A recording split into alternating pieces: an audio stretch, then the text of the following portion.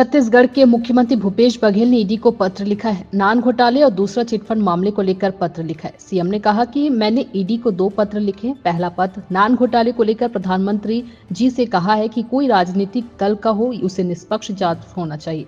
मैंने ईडी को आज पत्र लिखा है। नान घोटाले में सीएम मैडम, सीएम सर सबके नाम आए हुए हैं।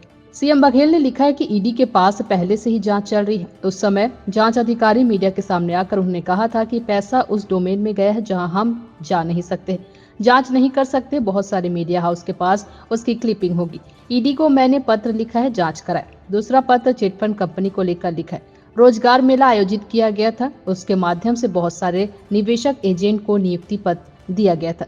सत्ताधारी और संवैधानिक पदों में बैठे जिम्मेदारों ने वितरित किया था। 6,500 करोड़ का घोटाला है जिसका निवेश दूसरे जगह किया गया। मनी लॉन्ड्रिंग की गई है। यह दोनों जांच के लिए मैंने लिखा है। पहला पत्र है कि जो नान घोटाला है, अभी जैसे प्रधानमंत्री जी ने कहा कोई भी राजनीतिक दल का हो उसे निष्पक्ष जांच होना चाहिए, प्रधानमंत्री जी ने कहा है।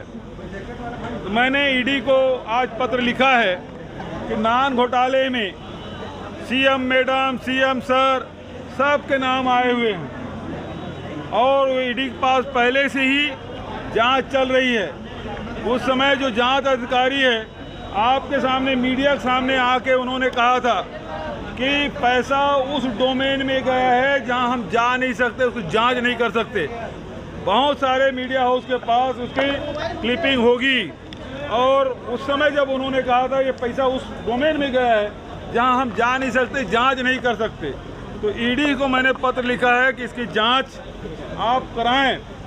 दूसरी बात यह है कि जो चिट फंड कंपनी है जिसमें रोजगार मेला आयोजित किया गया था और उसके माध्यम से बहुत सारे जो निवेशक हैं उसको एजेंट के नियुक्ति पत्र दिया गया था, जो सत्ताधारी और संवैधानिक पदों में बैठे थे उनके द्वारा वितरित किया गया था और लगभग 6,500 करोड़ का ये घोटाला है और जिसका निवेश दूसरे जगह किया गया है, मनी लॉन्ड्रिंग की गई है।